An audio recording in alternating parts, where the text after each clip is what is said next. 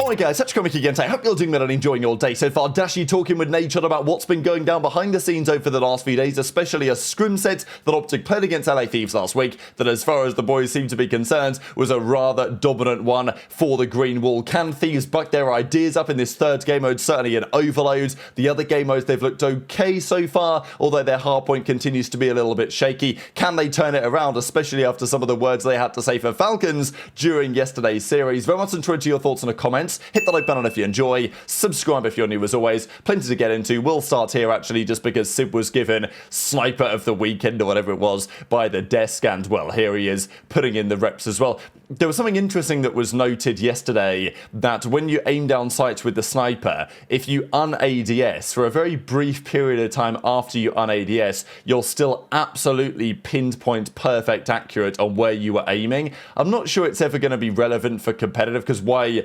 would you, right? Like, if you've got to aim down sights anyway to hit a shot, then you just shoot, right? You wouldn't un-ADS before you do it, but it's something that might, sometimes come into play. For example, let's say I was aiming down sights and I get bad timing. I un-ADS just as the guy comes around the corner. Then instead of having to re-ADS and try and snap on him, I can just hip fire him across the map, no problem at all. So they're probably going to fix that soon. So hopefully before they do, we get a little highlight of that.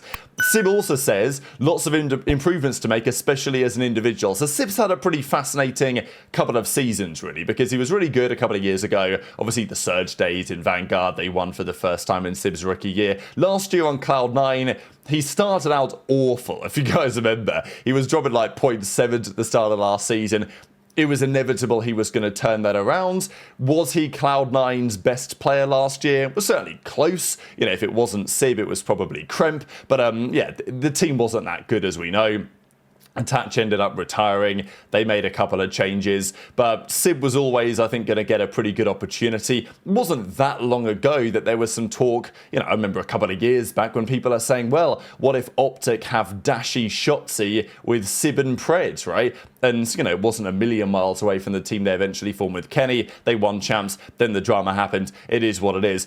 But Sib thinks he can improve a lot as an individual. I think Sib's got a pretty good mentality for the way that he goes about things right now. Of course, they lost to FaZe yesterday in 5. Both of the hard points were pretty solid, absolutely. But the search and destroys, they were lacking. It's an interesting development, really, because, well, all the talk has been over the last week or so, Neptune 04, right? And should FaZe have got Neptune instead? But the first time they play them in a matchup, 04 plays pretty damn well, gets the better of Neptune. So I think it's going to be a fascinating story to keep our eyes on, because FaZe, they could have gone a different approach with their team. Simp has been pretty clear that he believes that in due course they will become really good. I think for Gentlemates, I'm not expecting them to have some like crazy arc where they become godlike at the end of the year. I think if Gentlemates they've got to stay good. And still my concern about this team is if things go wrong, what happens behind the scenes. I'm not concerned for the time being, but if Major 2, Major 3, this team has a big slump,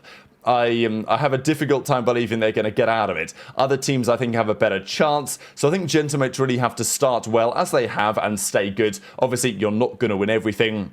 Ghosty looks really good on this game right now, but as do many other players, right? The top KDs of this stage so far, I think, go to Nasty. Of course, I think Boston only played one series, be at a 1.4. Simp has like a 1.3. I think Mercules sitting at a 1.3 as well. But yeah, year 8 Simp, he's got a 1.2 in hardpoint so far, 1.33 in search, overload a 1.5. And, if he gets a number of wins this season, he will pass Cellium with the most series wins in FaZe franchise history, which is, probably going to happen anyway at some point. So Simp's been impressive. I think given the challenging opening weekend that they had against Thieves and against the Gentlemates, they've done a pretty good job. And yesterday's series, definitely an interesting one. Simp started out 1-1 in his time as a new roster. aBeZy 2-0 with the Thieves, and Cellium, of course, as we know, 0-2 on the Falcons. And there was quite a bit of talk about that, because a couple of clips I wanted to share, one of which being this one from that 6-0 results that Thieves had against the Falcons yesterday, because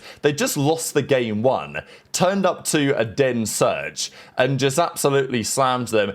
And there was just a lot of confusion, really, from the players on Thieves as to what Falcons exactly were doing. Why weren't they getting the bomb down? what were they playing at? It was a little bit confusing. HyDra was like, I mean, all of the boys were mind blown.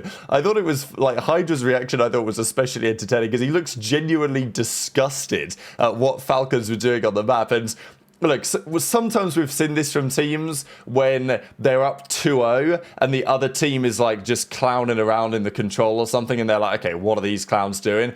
But this was down 1-0 in the series, playing a search and destroy, trying to bounce back in the series, and just being absolutely confused, distraught in a way as to what Falcons were doing on the map. So I'll definitely share that one because, I mean, Kenny couldn't stop laughing. Of course, they went on here to dominate the rest of the series and close out with a quick 3-1. So yeah, lots to say about the Falcons, I'm sure, going forward.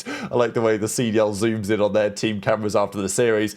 The Dashy has also had a fair bit to say. So a few interesting clips coming out of the OpTic watch party over the last couple of days. This is another one talking about the Falcons. Scump was giving his thoughts on Kismet and, well, the fact that he might be in the blender this year. That's not much of a surprise, I think, given the way that team is structured. But I hope at least he's getting the bag, you know. But Dashy was also talking with Nature. This was, I think, on the Friday when the games were first underway. They just got their victory. There was the Ravens and Boston game that was going on at the same time. But he was talking with Nature about some scrims. So Nature turned up to the facility, or whatever it was. He sat behind some of the Thieves boys watching their practice. He only watched a couple of the games of the Overloads. But it's quite clear, and like, they don't go into details on, okay, what exactly were the results? How many points did you get compared to us? But I think it's pretty clear from what Dashy and Nature say here that in that Overload, they were kind of cooking, right? So we know that Scrap, not a massive fan of Overload. They did beat Falcons on it pretty handily yesterday, but, you know, that is the Falcons. We shall see. It was a huge strength for Thieves last year was their Game 3 control. They were the best control team in the game last season by, at times, a country mile. Towards the end of the year, they started to lose a few more, but for a good chunk of last season, Thieves were basically unbeatable on map 3. And this year, that's unlikely to be the case. Scrap would probably like Control to be back in business. It is not. But Overload, I think, has just been much more entertaining to watch so far. And I think the players definitely don't want to go back to Control if if they had to vote on it. I certainly don't think most teams would vote in favour of going away from where this was. Not like that matters anyway. The CDL is going to call their shots. Treyarch have come up with this game mode. I don't think it's been a great watch so far. But it is critical, right? We know how important the Game 3s are as the season goes on. As I say, it was such a useful thing for Thieves last year to have almost a guaranteed dub on the Game 3. There were some unbelievably crucial controls at the end of last season that OpTic won that helped them eventually win the World Championship and the World Cup as well. So these Overload scrims are very relevant. Teams are still absolutely learning the game as well. Like, the way that you play Overload has changed quite a bit even since the game has launched. Now we've got the pistol only for the bomb carrier, for the device carrier. I think that's better, actually. I like it. I think it makes it slightly more challenging. It also makes it clear which player has the device. It means you've got to be a little more careful as to the gunfights you take, but you're not totally a sitting duck. So I actually really like what Treyarch have done with that. I also don't want it to be incredibly high scoring. Blitz was fun, for sure. If you guys watched or played any Ghosts, I mean, well over a decade ago we're talking at this point, but Blitz was kind of like Overload, but you didn't have to capture a device. You just had to run into the portal and then you teleported back to your own base and then you scored a point. But those games were incredibly high scoring. You'd have Nadeshot just running routes and sneaking through and just scoring points.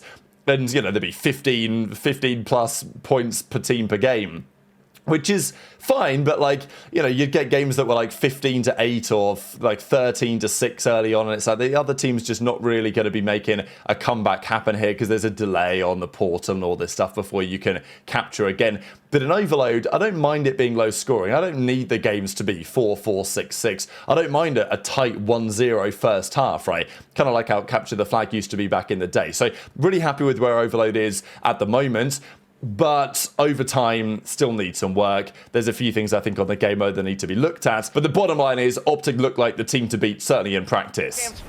What, blue? Yeah, low pass to me, I think. Low pass to me, 100% He's on me. Low pass to me. He's low on me. I'm it. Back bomb. Yo, what is happening, bro? I don't know. Where the f are you doing? These guys are horrible. I don't know. Okay. What is going on? What the f is going on? Why are they not hopping the bomb? These guys don't know how to plant. They don't know how to hot bomb.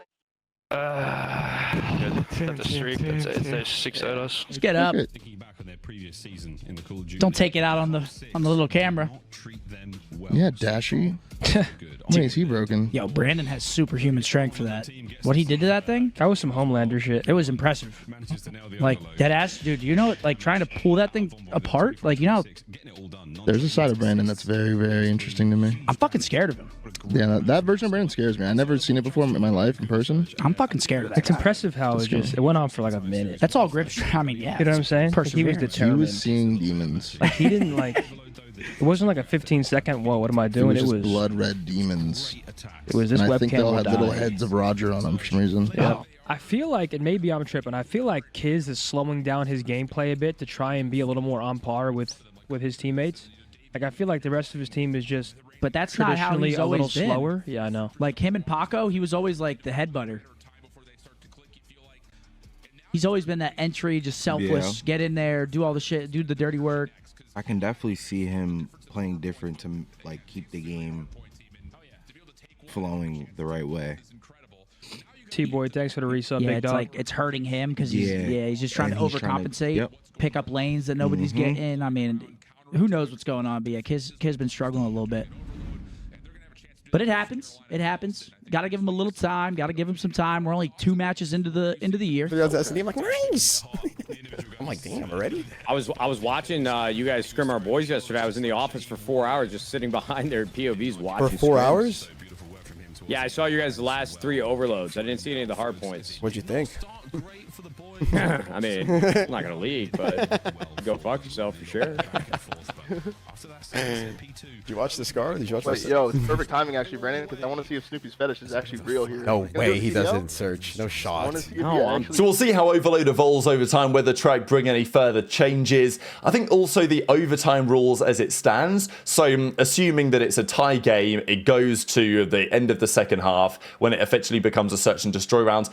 It feels very 50-50 at the moment because the respawns are like, the respawns still work for like half a second after the point is captured. So you can get these weird scenarios where it ends up in like a 4v3, 4v2, and maybe it doesn't feel like it should be necessarily. And I'm just a bit confused why lives are even in there, because the whole premise of the game mode has nothing to do with lives. It's like Hardpoint, right? Hardpoint has nothing to do with how many times you die. It doesn't matter. Control, it did. Search and destroy, obviously, it is the primary thing. But on Overload, it's not relevant at all to the way that the game is scored. But all of a sudden in overtime, it becomes relevant. So, yeah, not sure that's great. I think there does need to be some things looked at there. But the way that OpTic play, the way that they, use the objective, they wrap it around the map, I think they're playing a slightly different game to the rest of the teams right now. Not to say that won't change over time, but I think that Shotzzy's experience, even Huke's experience to a degree, playing Capture the Flag in Halo and just some of those other Halo game modes in the past, I think that's helping a little bit for now. I think other teams will get there. It's certainly not a game mode that's going to go away. We might see other maps as well get pulled in for Overload. I don't mind the maps as it is right now for Overload, to be fair. But I do wonder if some of the new ones could also be viable. We know that in the past we've seen certain third game modes where there is just one map that is only played in that mode. If you guys remember Infinite Warfare, you're talking there was Frost uplink, there was Precinct uplink, maps that weren't played for the other modes really. Certainly Frost. Even if you look at World War II, you've got maps like Flak Tower. That was just a CTF map. So I'm hoping we can get something like that as time goes on as well. But we'll see what the experimentation is the pros do, if there's anything at all. So very much enjoyed your thoughts in the comments. Hit the like button if you enjoyed. Subscribe if you're new. Take care. And I'll see you next time. My nades are cash, bro. Ernie, yeah, your 3 nades you throw us like per set, not just a map, per set of scrims is cash. The 3 nades you throw. The 3 grenades are cash. I'll give you that. Yeah, bro. Like you're like Jokic. The 3 open threes. Okay, yeah. I guess we can't leave you open. Yeah, that's gonna hurt you, Ken. We're playing CS. We don't even know if the nade hit, but there's no hit markers. He throws a nade. Yeah, that's gotta hurt. That's gotta be dammy. Bro, I'll throw a grenade in CS. I'll think it fucks him up. I look after 2 and 1. That's the only guy I hit. Like, damn.